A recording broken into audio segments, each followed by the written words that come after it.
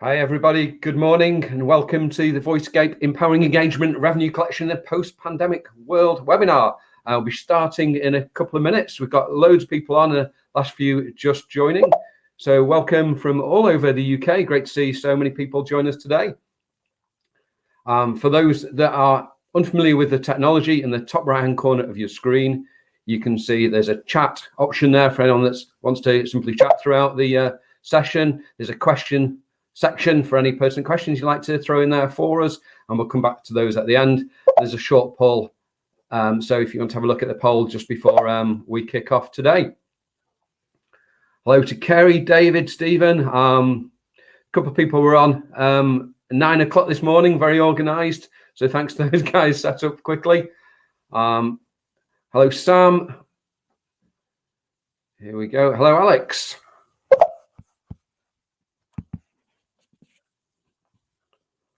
Nice to see you, Angela, Sean, Jackie. Loads more people just joining. So if you want to have a click just while you wait on the poll, just to give us your thoughts. Basically, how difficult it's going to be to collect revenue. Is it going to get easier? Is it going to be harder? Is it going to be the same as last year? It'd be great to get some insight from everybody on the call today.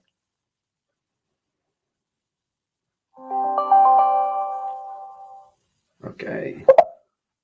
Last few just logging on. Hello, Keely. Hello, Jackie. Hello, Louise.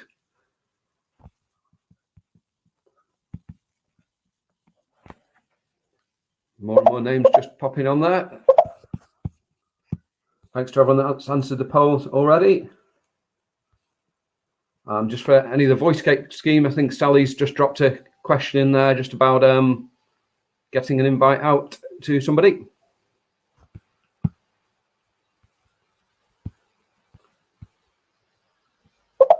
And interesting to see the poll taking shape there. 88% of people thinking that it's going to get more challenging, which kind of reflects the feedback we've had over the last few months speaking with our customers.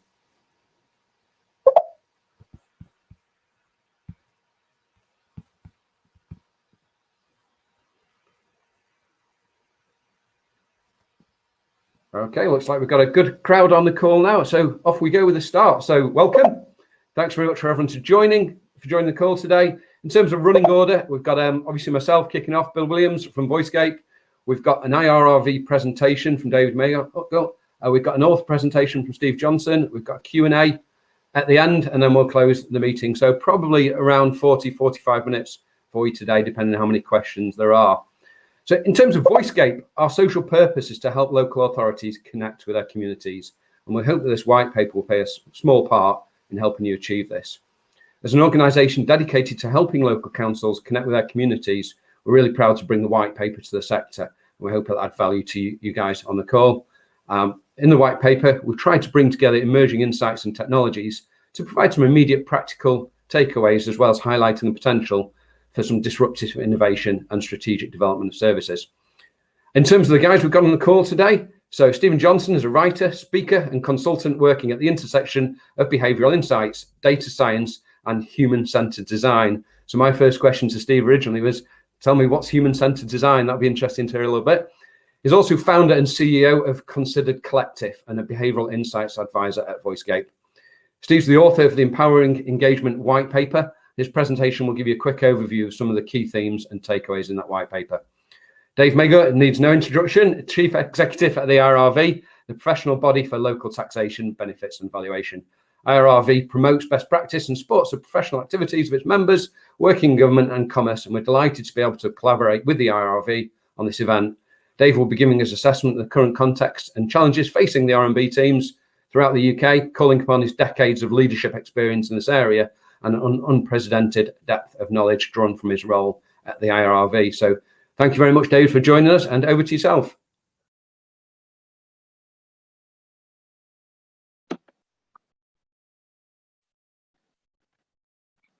Good morning. My name is David Magor. I am the Chief Executive of the Institute of Revenues, Rating and Valuation. And this morning, I am working with Voicescape to present their new white paper, Empowering Engagement, the Future of Council Tax Collection in a Post-Pandemic World.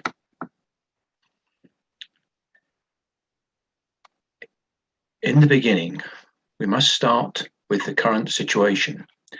Local government is caught in a whirlwind of debt and despair. The next 5 years will test the resilience and patience of those at the customer interface of council tax collection. To approach this challenge, we need a new way of thinking. We need a new light through an open window. To help local government meet this unique challenge, Voicescape have delivered a thought-provoking white paper. The white paper presents a fresh, innovative approach, empowering engagement. That critical early engagement with the customer, that is the important part of helping the debt recovery process. Empowering engagement is built around behavioral insights, data science, and intelligent automation. Of course, to look at the whole situation with regard to debt, you need to be aware of what's going on around you. You need to be aware of the change and the impacts of those changes. And I've come up with a couple of examples of the change process and how it affects debt collection. My first practical example concerns universal credit. Obviously, we're all aware of the decision to withdraw the £20 from universal credit awards. Equally, we're aware of the taper change that was announced in the budget, where it was reduced from 63% to 55%. Many people saw that as a move by the Chancellor to try and help people who had lost the £20. But of course, the taper adjustment doesn't go anywhere near meeting the amount of money that's been lost. And of course, this has affected those on universal credit. We've heard much about how it will be a blow to their budgeting. It will not affect the way they live, but it will affect the way they meet their essential costs, such as housing costs, fuel bills, council tax, and of course, other essentials of day-to-day life. Whilst this has been happening, other things have been emerging regarding universal credit and debt. Obviously, the universal credit caseload has grown. Part of that growth is people been transferring from legacy benefits, such as tax credits. Recently, the House of Lords have revealed that there is £3 billion worth of tax credit debt associated to universal credit claimants who have migrated, and that debt has been transferred to the DWP. This debt relates to 2.4 million claimants, a significant proportion of those who have migrated from the legacy benefits. And of course, it's pretty obvious that a good proportion of those people will be in council tax arrears. A further example is the impact of local authority decisions on council tax reduction schemes. In 21-22, there are only 44 out of 309 English local authorities who have neither introduced a minimum payment, a band cap, or a banded scheme. These schemes are the closest to the former council tax benefit. And of course, this is a real measure of the impact of people on low income. The most common change was to introduce a minimum payment, which requires everyone to pay at least some council tax, regardless of income. The number of local authorities that had no minimum payment in 2021-22 was 74. This is a really worrying number. Between 2019-20 and 2020-21, the number of out-of-work claimants rose by 53%, whereas the number of council tax reduction claimants rose by just 10%. Again, a worrying disparity. This suggests that there are large numbers of out-of-work UC claimants not claiming council tax reduction, even though they may be eligible. And of course, this again is fueling the arrears problem. Finally, for this particular issue, around a third of councils, 110, had introduced a band cap. This limits the amount of benefit received in higher value properties to the amount provided to those in lower value properties. The most common band cap is applied is band D. Another factor that impacts on the arrears of council tax. And you can see how the issues are mounting up for those in poverty. When one looks at council tax arrears, you have to consider the possibility of the exercise of discretion by the local authority. This is a last resort to help people in appalling debt situations with their council tax. Obviously, the application is a discretion. It can be made by any person who is liable for council tax. The award is an absolute discretion. Local authorities must have a system in place to allow people to make the request.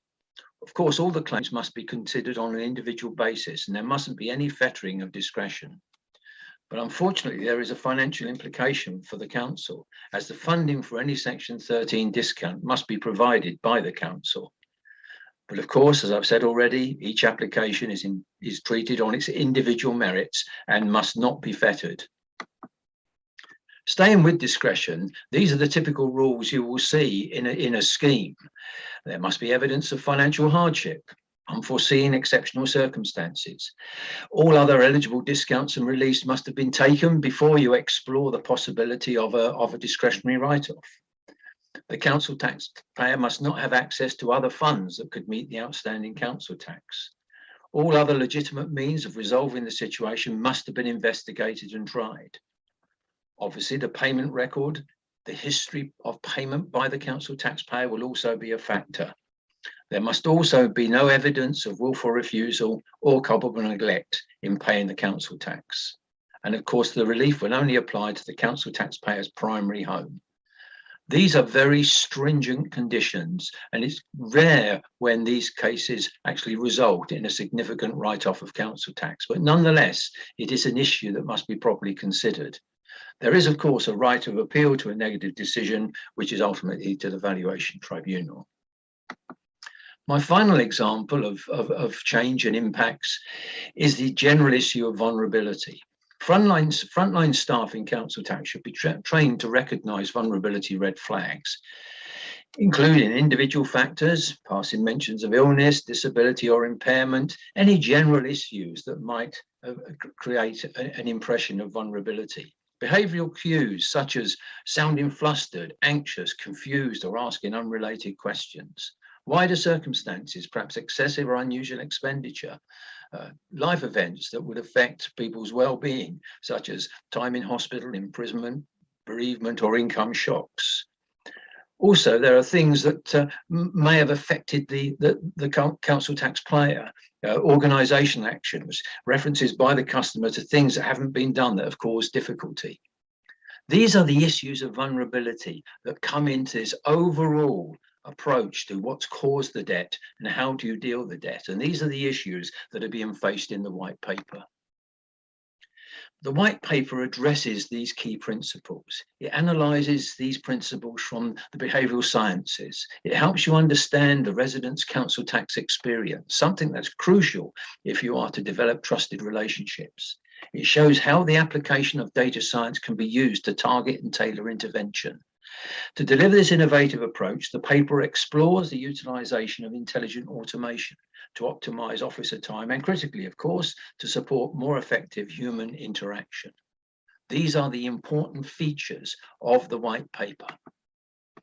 So in conclusion, you must listen very carefully to the next presentation. It's from the author of the white paper. It will open your eyes to innovation in the approach to the collection of debt. I commend this white paper to you and ask you to open your minds to a new way of thinking. Thank you very much for listening to me.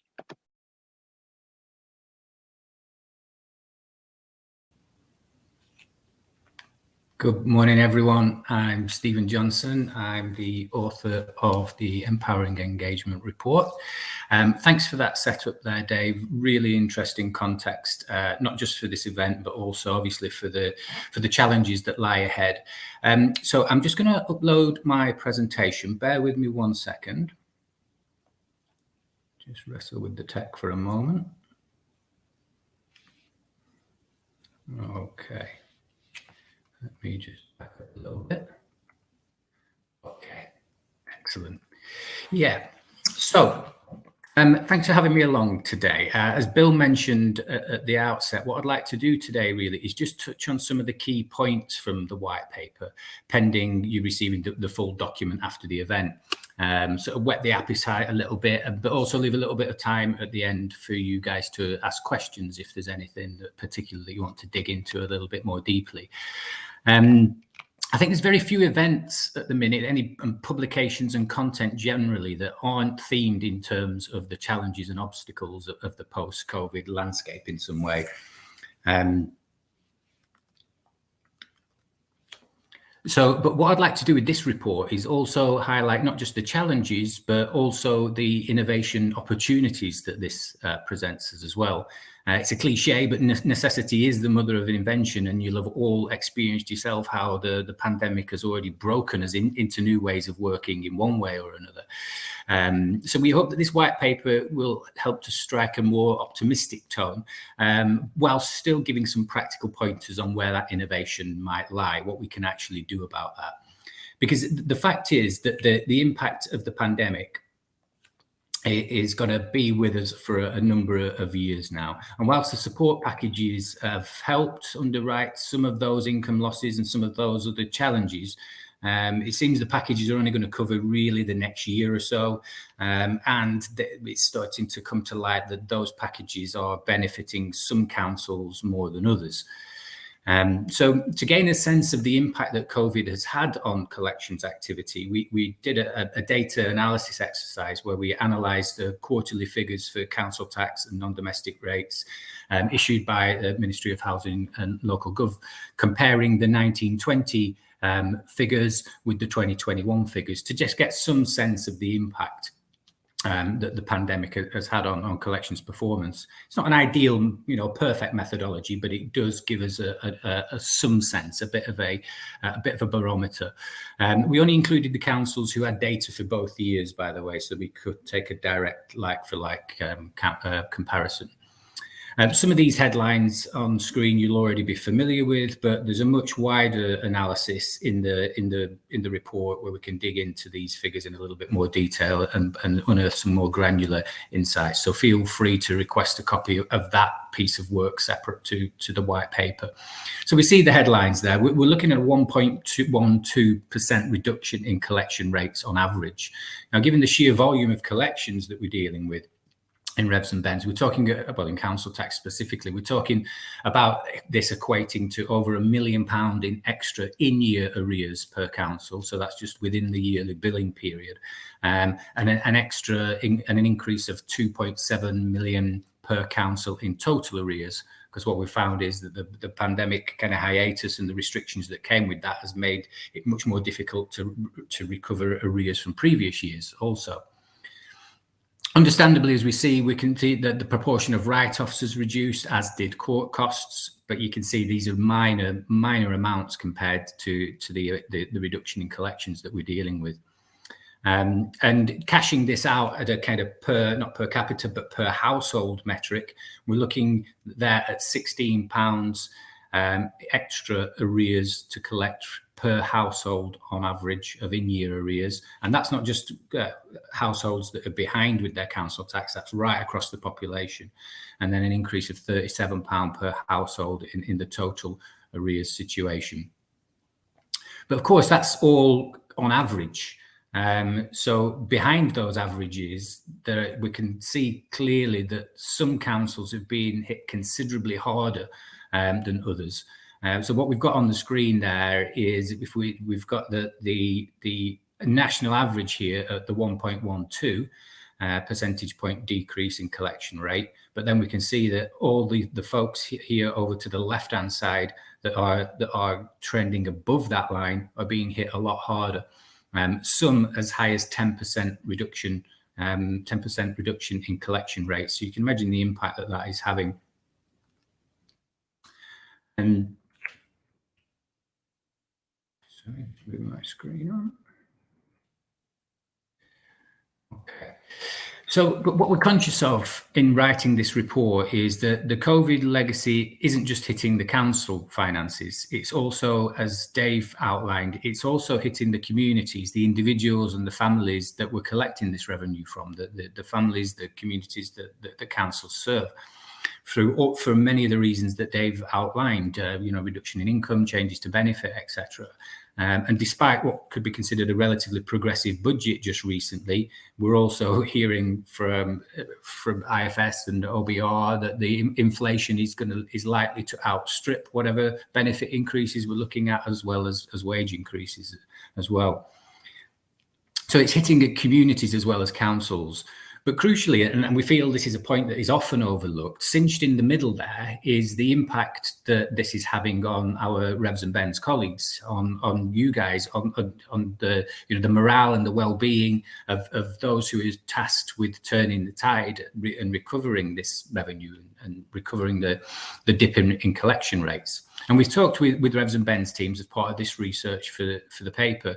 And so we have some basic insight into how difficult it can actually be to expend so much effort to fail to get a payment, try and help someone with their situation and be subject to abuse, etc. So fundamentally, these teams, our Revs and Bens colleagues, are tasked with collecting more revenue from people with less money, whilst dealing with reductions in powers through breathing space and the statutory repayment agreement, etc. And all the while increasing pressure to be taking a more personalised and supportive approach. So pressure from interest groups and from charities, etc., to be more personalised and to be, as Dave outlined, identifying and responding to vulnerabilities within the community. So it's within that context, really, that we've developed the Empowering Engagement White Paper. And we called it Empowering Engagement for a reason, because we wanted to gather evidence and insights that are emerging, and some of which are tried and tested, that will help develop new ways of working that serve the empowering engagement agenda. So we empower colleagues to secure productive engagement with residents, and then in turn, we empower residents to achieve a sustainable resolution for that resident.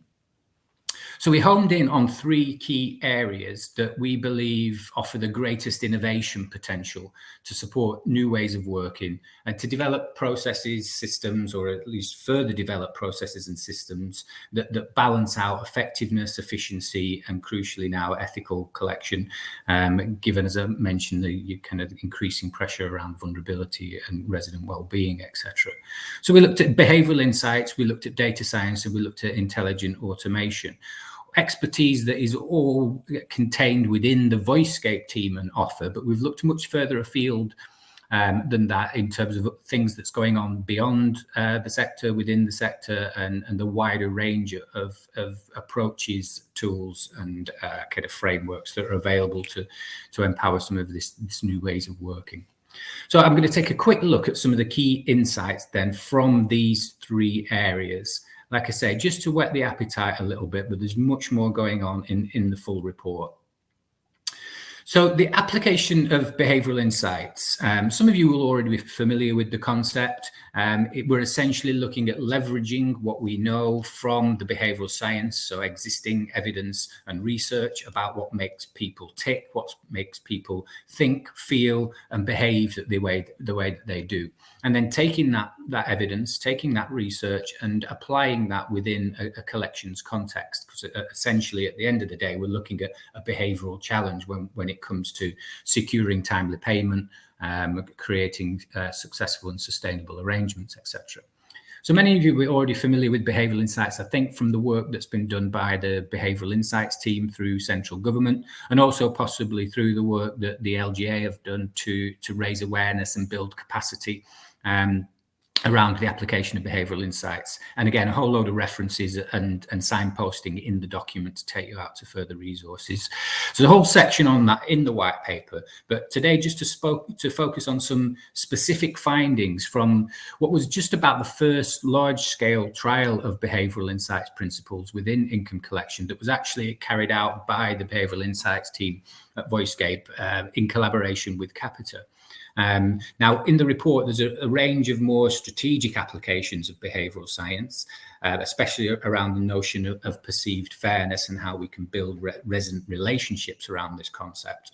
But for the purposes today, it's useful just to look at some more tactical, kind of easily applicable changes that potentially could have an impact on collection efforts. So this work illustrated, we collaborated with 10 councils and social housing providers to build this evidence base, and ran a range of randomized controlled trials to see how small and therefore cheap changes to communications and to collection processes that were informed by the behavioral sciences could positively influence the payment behaviors. Many of you will be familiar with the concept of nudging, I think, already, and these trials operated with that principle. So you'll see from the screen there, just to dip into some more specific examples, the use of social norms, for instance. This has been tried and tested across many different sectors, but it has been shown to be effective in the context of rent collection and council tax collection. So social norms basically leverages the principle that we are more likely to follow suit behaviorally with those people around us. So if we tell, in this instance, telling residents that most people in their area paid their rent on time or their council tax on time, this resulted in an increase in payment by 9%. So again, just a very simple but easily applicable principle. Literally one extra sentence on the communication there. Personalization, we all instinctively know the power of personalization, but we're testing it rigorously from a scientific point of view. We've found various approaches using the personalization principle can have a reasonable impact. So residents who received a personalized message, and in this case, we were testing out the power of handwritten envelopes, paid on an average £30 more. Salience is an interesting principle that leverages the fact that we will more likely respond to communications or interactions that are more relevant and resonant to us as individuals. So in this particular trial, 10% or more customers who received an invoice, sorry, 12% more customers who received an invoice in place of a standard reminder letter made a payment. So an increase in payment rates there just by framing the communication, making it more salient as an invoice design rather than as a letter design.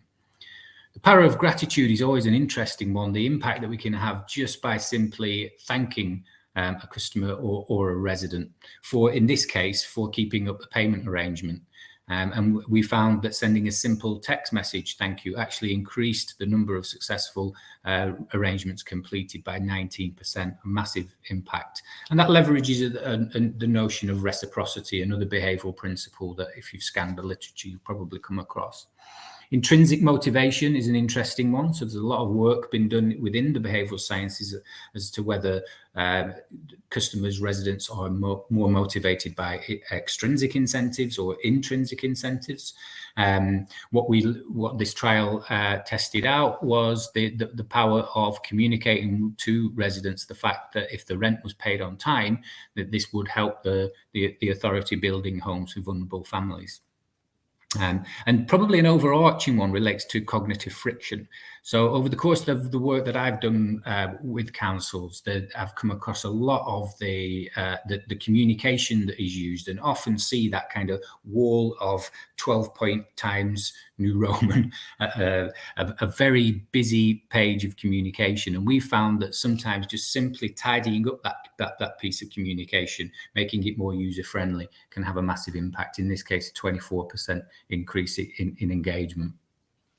So lots going on there in terms of the application of behavioural insights. Again, that this report here separately is available, separate to the white paper, if you want to dig more deeply into some of these behavioural insights principles. Okay, just trying to move my screen on. So as mentioned, the second area that we looked at relates to the use of data science. So the main application of data science that we look at is how these new emerging approaches in this area can help better target and tailor intervention. So how can we free up officer time by targeting intervention where the need is greatest? So again, in the report, there's a range of practical examples, but for today, we're going to home in on some 3 different areas and just relatively briefly. So segmentation. You'll be familiar with the principle, I think, but in the context of income collection, this relates to how customer payment patterns and behaviours can cluster differently within the population, and then asks the question how we can target and tailor differently towards those patterns. Predictive analytics, we're looking at how we can use machine learning and algorithmic approaches to predict and preempt future behaviours. And again, that's already been used widely across local authorities in social work cases, demand on education, food safety inspections, etc. But building on this, the application to revenue collection is clear. We'll touch upon that again a little later on. Another area is around data visualization. So when it comes to empowering engagement, it's important that officers can tailor their approach to the individual nature of the case. And this often involves building an understanding of that case by retrieving a range of key information, such as account balance, payment history, repayment agreements, etc. Now, traditionally, this will be done in a text-based system and possibly even across different systems, making it quite difficult for the officer to collate that information and prepare them for the call or the interaction with the customer. And this is where the visualization of data can help. And some of the work that we've been doing recently at Voicescape, looking at how a time series presentation of an individual customer case that documents across a timeline all the payments that have been made, all the interventions that have been made, the agreements that have been made and broken, gives an at-a-glance kind of summary of the case that allows the customer to be very quickly and kind of reliably prepared for the interaction.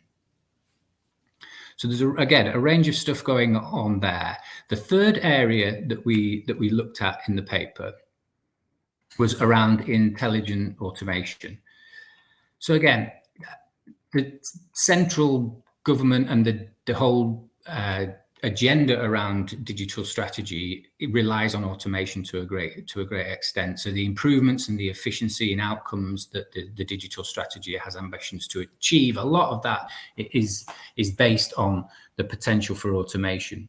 And for us, intelligent automation becomes possible when the principles of data science that we've been outlining and behavioral insights, how we draw them together then and to integrate them and automate them using digital technology. And that's when we kind of get that kind of sweet spot of intelligent automation. So as a recent example, you'll see there, we've been working with Middlesbrough Council in applying some of these principles and managed to secure a 146k revenue increase in the first 3 months. If you want more information on that case study, can be requested separately if you're interested.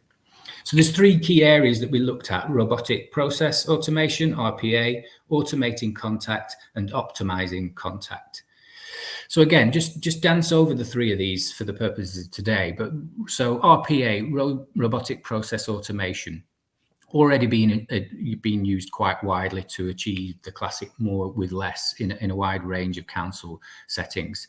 And essentially what RPA does is look to use technology to automate standardized business processes by essentially imitating the human interaction with technology and then hopefully integrating that across multiple data systems. And it's already been used specifically within the context of revs and bends as well. So for verifying housing benefit claims, handling direct debit exceptions and change of address and that sort of thing.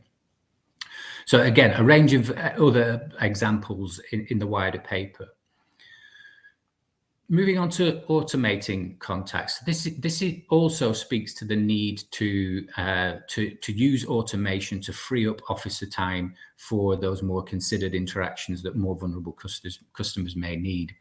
So securing an engagement, as you will all know, is often the most important yet challenging factor when it comes to securing an effective resolution. And many of the tasks associated with contacting residents are usually exactly the sorts of repetitive processes that can be automated using RPA. And whilst most council recovery processes are already using automated letters, some are really only just starting to explore how other communication methods can be automated and integrated in a way that frees up officer time. So you'll be familiar with use of automated text messages. That's starting to see more and more of that within local government, and also the use of automated emails. So we're seeing councils starting to explore these other communication methods in an automated way. But what we're also seeing is the fact that automated voice calls remain a largely untapped source of efficiency saving. Now, I know for some, automated voice messaging triggers memories of the crude bulk auto dialers used by telemarketing companies, but what we see is that the technology's progressed quite considerably over recent years, and is being used widely across social housing as well as local government to increase efficiency and improve customer experience. And these systems are now highly configurable, can be used to deliver messages from real team members, and they're tailored and targeted towards the individual residents. And we find also associated with much higher response and satisfaction rates than text messages or emails. So again, untapped kind of resource there. Finally, we look at optimizing contact, and this kind of brings the whole piece together, really, the main themes of the report. One of the key themes has been, as you'll have realized, is the need for leaders to empower teams to be more targeted and tailored when dealing with their residents. And whilst most leaders can acknowledge that one-size-fits-all approaches aren't really desirable or effective, many teams still lack the actual tools and the systems to support this more personalized approach. So when it comes to income collection and debt recovery, each contact method will have its own strengths and weaknesses. And for each resident, there will be an optimal method of contact, a method that stands the greatest likelihood of facilitating the best possible outcome with the least possible resource. So we see that obviously there's widespread use of letters, emails, texts, and we've also touched on the use of voice. What we're seeing across that communications mix is, as you can imagine, letters, over-reliance on letters can be expensive for postage and packaging. We're also seeing in some of our qualitative research that actually letters often go left unopened. They're not an effective method of communication because residents are preempting what's in them, and they're kind of popping them on a pile with the rest of the mail.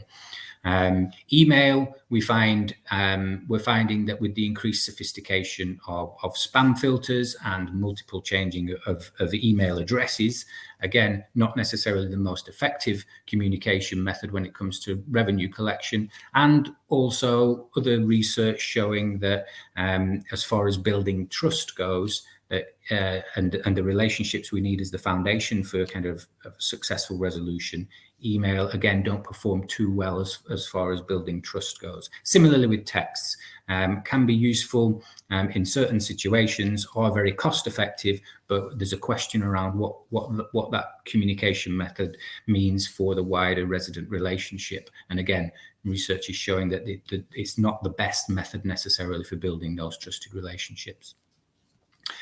So that's potentially where, as the kind of the fourth communication channel we touched upon in terms of the use of voice. What we found in the research is that as far as building trust goes, ideally what we'd be doing is conducting face-to-face interactions with customers across the board. But obviously from a resource point of view, that is not realistic. It's the best way to build trust with an with a resident, but it's also the most expensive way of doing that. So what we're seeing is that voice communication can come in a close second to face-to-face communication as a means of building those relationships, establishing trust, opening the door to identifying and being sensitive to vulnerabilities. So again, the use of automation within a kind of a voice-related context, relatively untapped as far as freeing up resource and driving innovation goes. So we think that as technology becomes increasingly sophisticated in this way, the key to the effective post-pandemic recovery is going to be this ability to automate and optimize contact. So incorporate machine learning to predict the most effective method of securing engagement with a resident, given the resource that's available at any one time.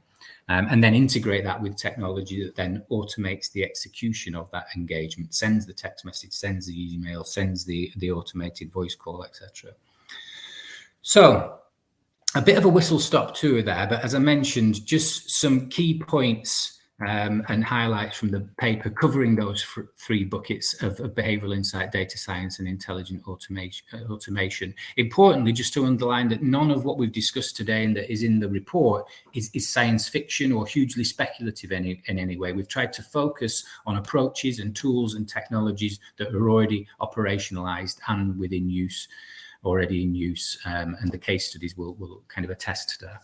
So much more to delve into the paper itself, along with lots of further references and resources where you can find out more. But I'll wrap it up there for now and open the floor to questions if there are any.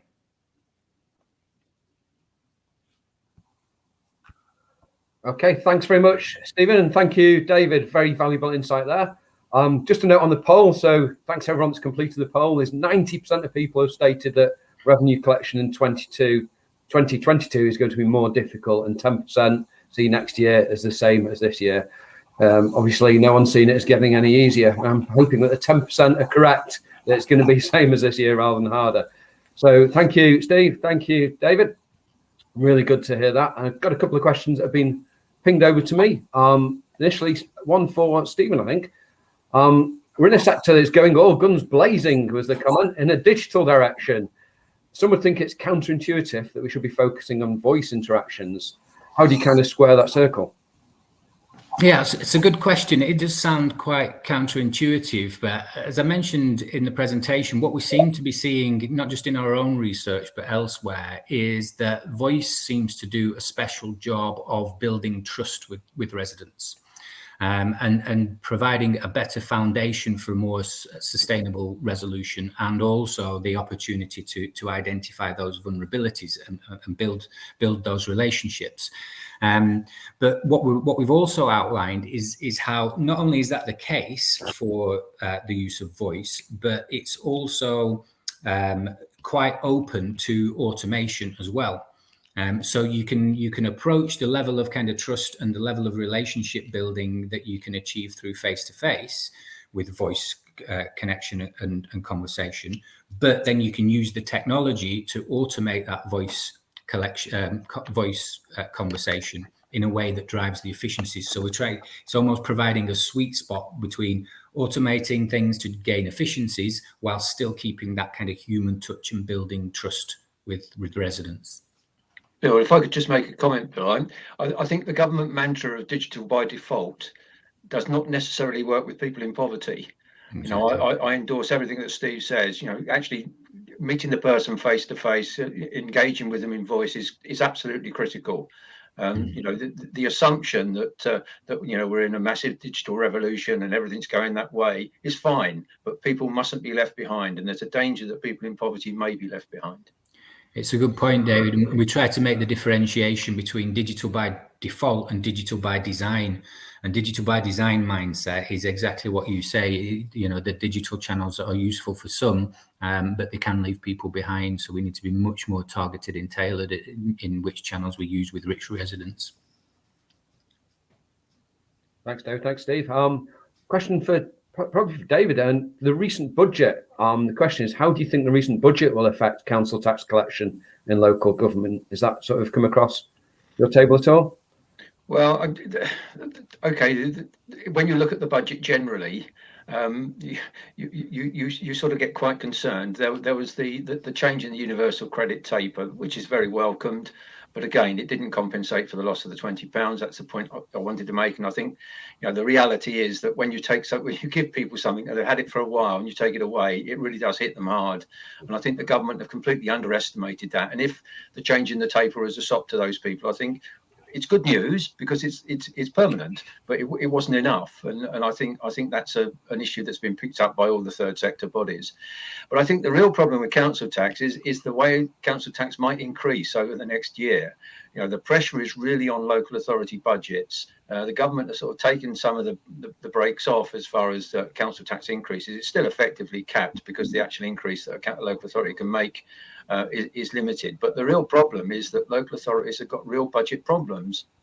And the way the government are thinking at the moment is they've frozen the multiplier for business rates. Does that put more pressure on council tax? Are they going to release local authorities to increase their council tax more? If they increase their council tax more, that impacts on everybody. Primarily, you'll see a massive pressure if council tax levels start to increase to reduce the value of the council tax reduction scheme, because that's a charge on the tax base. So it's a vicious circle for people in poverty. So I am concerned, but I think we've got to wait and see exactly how the final local government settlement pans out, what the impact of the freezing of the multiplier is going to have on financing local government, and see, the extent to which council tax is going to pick up the pieces. It's a worrying time. I think between now and perhaps the middle of January, late January, and local authorities will be setting their budgets, it's going to be a very interesting time. Thanks, David. Question from Sally just dropped in. Moving a little more forward in the collection process, do you think there's a chance of the court system becoming more modern and more user-friendly for local authorities? I think that's inevitable. I think that if the pandemic's shown us anything, it's shown that perhaps the current structure of the court system, particularly for summary actions like applying for a liability order for council tax, is not sufficiently automated. And I think that's got to move forward. The important thing, if you change it though, is to ensure that the council taxpayer has got a right of challenge and the right to rebut the application being made by the local authority. Summoning someone for non-payment of council tax is not like enforcing a parking fine. It was quite easy to centralise parking fines. It's not so easy. When you've got a liability issue and you've got many facets of that liability, it could be a reduction, it could be a discount, it could be 101 different things. And of course, there's the interaction with the enforcement agent as well. Whilst it should be automated, care has got to be taken to make sure the rights of the council taxpayer are protected. Thanks, David. Good to hear your thoughts there. Question popped in for Steve, so thanks, Mike, for the question. You alluded to the role that technology can play in helping providers build relationships. There's a lot of talk about AI and machine learning as the next frontier within the sector. You've got a view on that and how it will play out over the next few years? Yeah, definitely. And I guess it's to echo David's point a little bit, really, in terms of the drive towards embracing new technology, especially things like AI and the use of chatbots and what have you.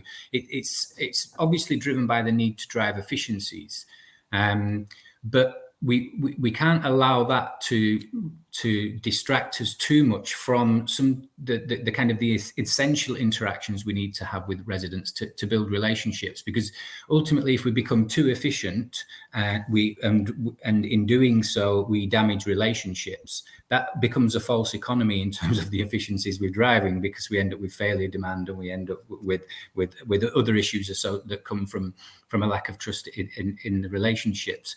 So I think it is about taking a digital by design approach. And I think that is where the technology comes in, really, and using kind of decision support systems to then determine which resident needs which sort of communication or which sort of interaction at which point, rather than taking that one size fits all approach.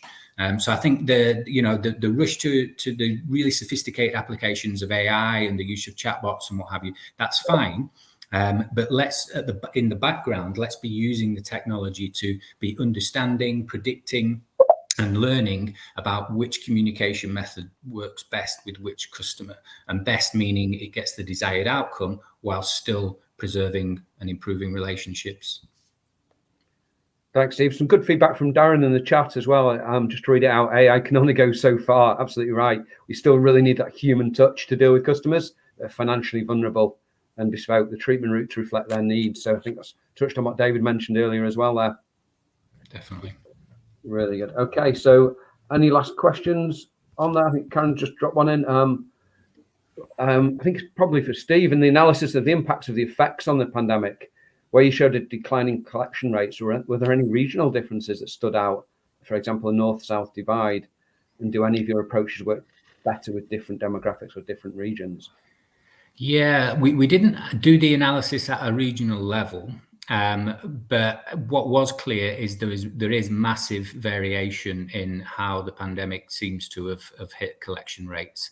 There is a bit more detail, well, there's quite a bit more detail in the report in terms of who's been hit differently and to what level, but we didn't apply that as far as at the regional level. It's a good point though, and it would be quite simple for us to go back in and run that see if there are those regional differences. So I'd be happy to do that and drop. Was it Karen or no? Yeah, sounds like we've created some work there for you, Steve. That's fine.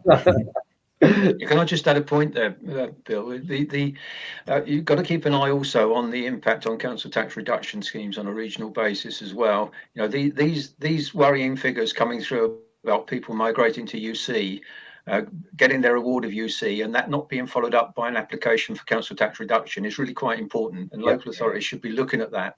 You know, as the migration accelerates to UC, there should be, you know, this cross-checking between UC applications and council tax reduction applications is really critical. It also should influence the development of local authority council tax reduction schemes as well. Yeah. It sounds like there's a real drive for engagement with residents there, David. Yeah, very much so. Brilliant. Well, conscious of everybody's time, getting towards 10 to 12 now, and we're looking to wrap up. So big thank you to David. Really respect your feedback and information today. Thank you very much for joining Voicescape on the call. Thank you to Steve. Fantastic insight there. There will be an email going out to everybody with a link to the white paper. We'll also be sharing, probably take about 48 hours to download the recording, get that wrapped up and pinged out to everybody, just in case anything you'd like to review or share with any of your colleagues. So great to see so many people on the call. I hope everyone has a great rest of your day, rest of your week. Thank you so much. And I look forward to meeting a few in person or over video in the coming days and weeks. Thank you. Bye. Thanks, guys. Bye. Bye.